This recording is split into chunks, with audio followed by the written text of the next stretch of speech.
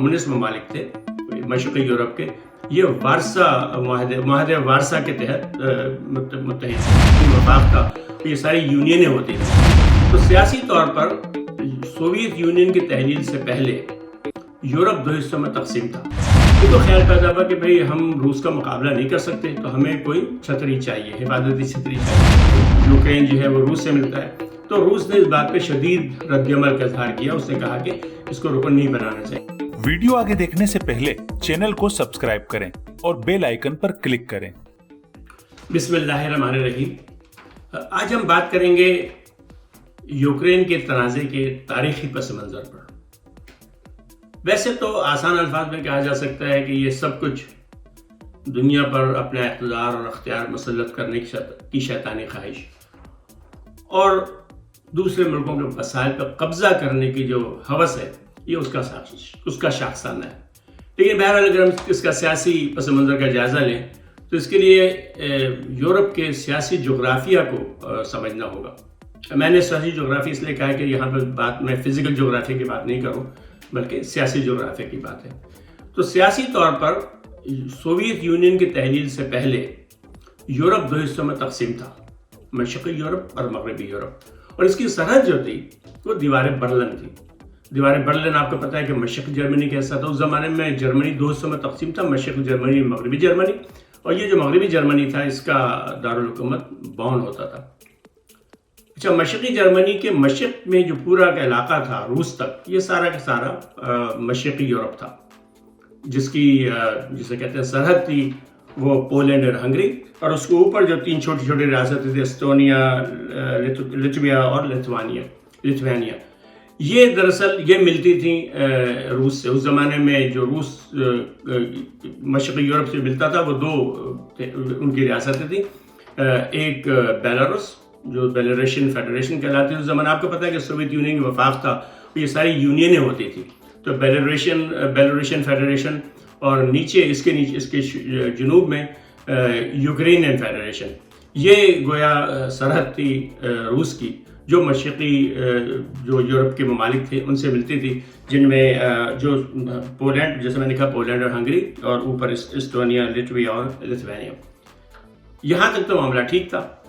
اور پھر آپ کو پتہ ہے کہ مشرقی یورپ کے ممالک جو تھے یہ وارسا پیکٹ کا حصہ تھے، یعنی معاہدے وارسا تھا۔ یہ بالکل ویسی تھا جیسے نیٹو ہے، مغرب کا معاہدہ، امریکہ کے اتحادی جو ہے نیٹو کے نام سے منظم ہے، ویسے ہی اس زمانے میں جو کمیونسٹ ممالک تھے مشرقی یورپ کے، یہ معاہدے وارسا کے تحت متحد ہے، جس میں سارے ممالک کو اپنے نام سنو گا، یوگوسلاویا اور بلغاریہ اور یہ سارے ملک، جو بہت سے ملک، چیکوسلوواکیا جو خود تقسیم ہو گیا، چیک ریپبلک اور سلوینیا میں، یہ سب جو ہے وہ معاہدے وارسا کے رکن تھے۔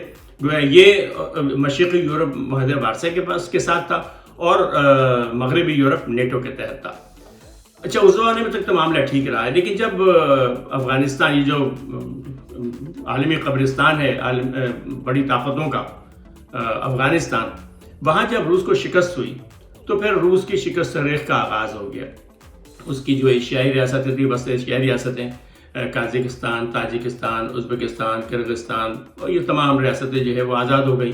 ادھر یورپ میں جو ان کے تین یونین تھی، رشین فیڈریشن، بیلاروشین فیڈریشن اور یوکرینین فیڈریشن، یہ تینوں نے بھی فیصلہ کیا کہ وہ سوویت یونین سے الگ ہو کر آزاد ہو جائیں گے اور آزاد ریاستیں قائم کر لیں گے۔ چنانچہ یہ معاملہ بھی ہو گیا۔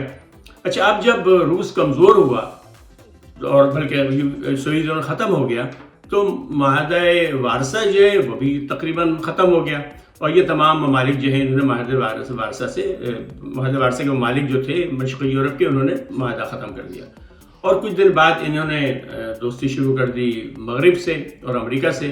یہ سارے ممالک جو ہیں وہ نیٹو کے رکن بن گئے اور یورپی یونین رکن بن گئے۔ اب معاملہ یہ ہوا کہ نیٹو کے جو ہے اس کی سرحد آ گئی بیلاروس اور یوکرین تک، اور اس کے بعد اس کے مشرق میں پھر رشین فیڈریشن تھی، یعنی روس تھا جو روس کہلاتا ہے۔ تو ایک طریقے سے بیلاروس جسے کہتے ہیں اب، اور یوکرین، یہ ایک بفر تھا درمیان میں تھا مغربی یعنی نیٹو اور روس کے درمیان. اچھا ادھر یہ ہوا کہ یوکرین جو ہے اس کے اختلافات شروع ہوئے روس سے, اور 2014 میں روس نے حملہ کر کے اس کا جو کرائمیا کا علاقہ تھا جو تیل و گیس جہاں جس کے سمندر میں جس سے آبی سرحدوں میں تیل و گیس کے بڑے ذخائر ہیں, اس پہ اس نے قبضہ کر لیا روس نے. اس دوران امریکہ نے یعنی پابندیاں تو لگائیں لیکن کوئی خاص مغرب نے اس پر رد عمل کا اظہار نہیں کیا.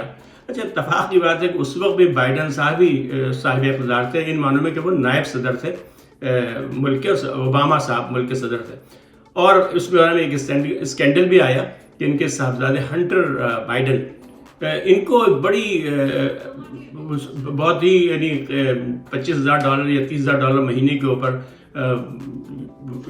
وہاں ایک ملازمت دی گئی جو اس میں یوکرین میں, جس کے بارے میں صدر ٹرمپ صاحب کہا کرتے تھے اپنی انتخابی مہم کے دوران کہ یہ رشوت تھی جو دونوں ملکوں نے دی ہے تاکہ امریکہ ان کو مدد فراہم کرے. اچھا یہ معاملہ چلتا رہا اور بھروسہ قبضہ کر لیا روس نے. تو اب خیال پیدا ہوا, یہ جو صدر صاحب ہمارے ہیں ولادیمیر زیلنسکی, ان کو خیال پیدا ہوا کہ بھئی ہم روس کا مقابلہ نہیں کر سکتے تو ہمیں کوئی چھتری چاہیے, حفاظتی چھتری چاہیے. چنانچہ انہوں نے نیٹو سے پینگیں بڑھانی شروع کی, مغرب سے امریکہ سے بات چیت شروع کی, اور ان ملکوں نے اندیا دیا کہ وہ رکن بنا لیں گے. یہ ظاہر ہے کہ بڑے ملکوں کے اپنے یعنی وہ ہوتے ہیں خیالات, اپنے اپنے شرائط ہوتی ہیں کہ جمہوریت ہونی چاہیے اور ووٹنگ ہونی چاہیے. یعنی مصر میں یہ جمہوریت کو ختم کر دیں تو وہ ٹھیک ہے, لیکن جن ملکوں کو رکن بناتے ہیں وہاں پر وہ جمہوریت ہونی بہت ضروری ہے. تو تھوڑا سا وقت لگ رہا تھا, لیکن بہرحال یہ اندیا دیا گیا کہ ہم آپ کو رکن بنا لیں گے نیٹو کا.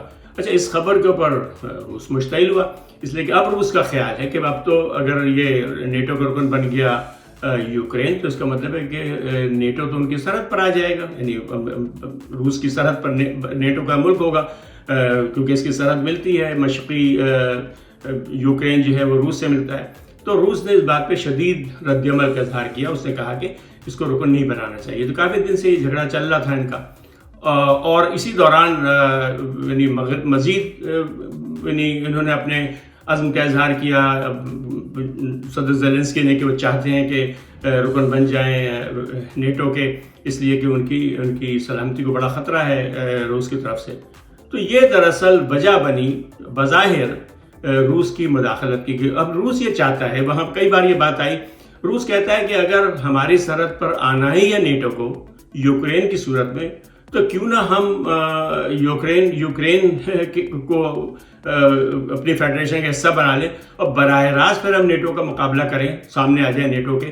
اس لیے کہ اس صورت میں کم از کم یہ ہوگا کہ بحر اسود جو ہے اس پر کم از کم ہمارا کنٹرول ہوگا. اس لیے کہ دیکھیں جو روس کا ایک اور معاملہ یہ ہے کہ روس ایک بہت بڑا ملک ہے, تو اس کو نکلنے کے 2-3 راستے ہیں اس کے پاس. ایک تو مشرق میں بحر الکاہل ہے, تو بہت کھلا ہوا علاقہ ہے. شمال میں بحر منجبل شمالی آرکٹک سی, وہاں پر جو آمد و رفت جہازوں کی تھوڑی سی محدود ہوتی ہے.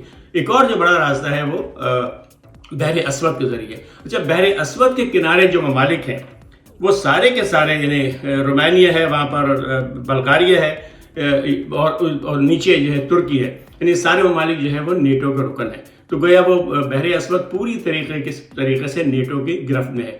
تو ان سارے معاملات کی بنا پر روس نے یہ فیصلہ کیا, بظاہر یہ لگا کہ وہ لگ رہا ہے کہ وہ اسی بنا پر وہ یوکرین پہ قبضہ کرنا چاہتا ہے تاکہ وہ اپنے نیٹو کے جو خوف ہے کہ نیٹو سے اس کے گرد گھیرا ڈال لے گا, اس سے بچنے کے لیے حفظ ما تقدم کے طور پر بظاہر روس کا کہنا یہی ہے کہ وہ یہ کارروائی کر رہا ہے.